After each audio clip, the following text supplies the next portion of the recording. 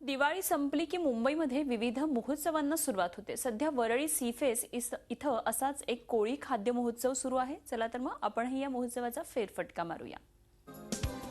खेकड्याचे भरलेले झणझणीत तिकले, झिंगा फ्राय, गाबोळी, शिंपल्या, बोंबील फ्राय, सुरमई, हलवा, रावसाचे मसालेदार कालवण आणि तांदळाची गरमागरम भाकरी असा फक्कड बेत सध्या खवय्यांच्या जिभेचे चोचले पुरवतोय। निमित्त आहे वरळी सीफेसवर सुरू असणाऱ्या कोळी खाद्य महोत्सवाचं।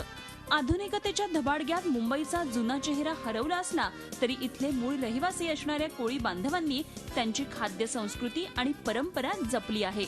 या सगळ्याला अधिक वाव मिळावा यासाठी कोळी खाद्य महोत्सवाचं आयोजन केलं जातं असं आयोजकांनी सांगितलं।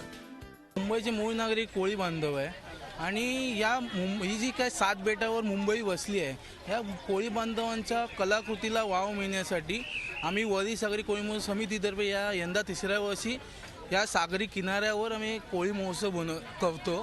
तेव्हा अख्ख्या वरळीमधील आणि मुंबईमध्ये जेवढे कोळीवाडे त्या कोळीवाड्यामध्ये कोळी बांधव या इकडे येतात आणि आपली कलाकृती दाखवतात।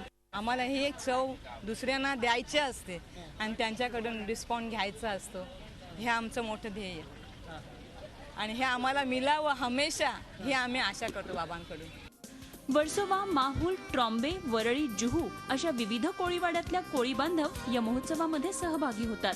मुंबईकरही मोठ्या संख्येनं या कोळी खाद्य महोत्सवाला हजेरी लावत माशांवर ताव मारतात। अशा प्रकारचे महोत्सव आणखी मोठ्या प्रमाणात आयोजित व्हावेत अशी अपेक्षा मुंबईकर व्यक्त करत आहेत। मी आता हे सुरमई घेतलाय, खूप चांगला होता आणि इतकी त्यांची व्हरायटी आहे इतकी ते आता उद्या येऊन मी उद्या पण घेणार। तर काय हे वर्षामध्ये 2-3 टाइम व्हायला पाहिजे।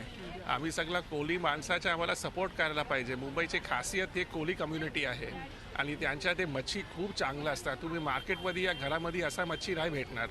सध्याच्या फास्ट फूड आणि चायनीजच्या जमान्यात आपले मराठमोळे पदार्थ मागे पडतील की काय अशी चर्चा नेहमीच रंगते।